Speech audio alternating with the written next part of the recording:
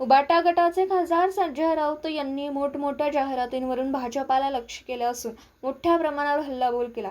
महाराष्ट्राचे उपमुख्यमंत्री अजित पवार यांचं बुधवारी बारामती येथे विमान अपघातामध्ये निधन झालं। अजित पवार यांच्या पार्थिवावर गुरुवारी बारामतीच्या विद्याप्रतिष्ठान येथे अंत्यसंस्कार करण्यात आले।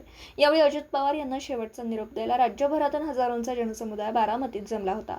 केंद्रीय गृहमंत्री अमित शहा, भाजपचे राष्ट्रीय अध्यक्ष नितीन गडकरी, रामदास आठवले, गोव्याचे मुख्यमंत्री प्रमोद सावंत यांच्यासह राज्य आणि देशातील बडे नेते अजित पवारांच्या अंत्यसंस्कारासाठी बारामतीच्या विद्याप्रतिष्ठान येथे उपस्थित होते। पार्थ पवार आणि जय पवार या दोनही मुलांनी अजित पवार यांच्या पार्थिवाला मुखाग्नी दिला। राऊत यांनी एक ट्विट केलं। या ट्विटमधून संजय राऊत यांनी अजित पवार यांच्यावर भ्रष्टाचाराचा आरोप करणाऱ्या भाजपाला लक्ष्य केलं। अजित पवार यांच्या निधनानंतर भाजपने राज्यातील प्रमुख दैनिकांमध्ये अजितदादांना श्रद्धांजली वाहणाऱ्या जाहिराती दिल्या आहेत। हाच धागा पकडत संजय राऊत यांनी भाजपला लक्ष्य केलं।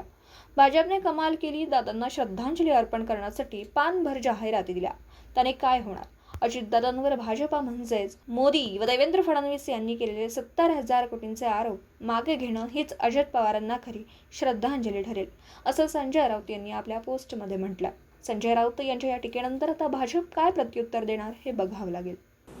दिवसभरातील घडामोडींचा आढावा घेण्यासाठी पाहत रहा N24 मराठी न्यूज चॅनल।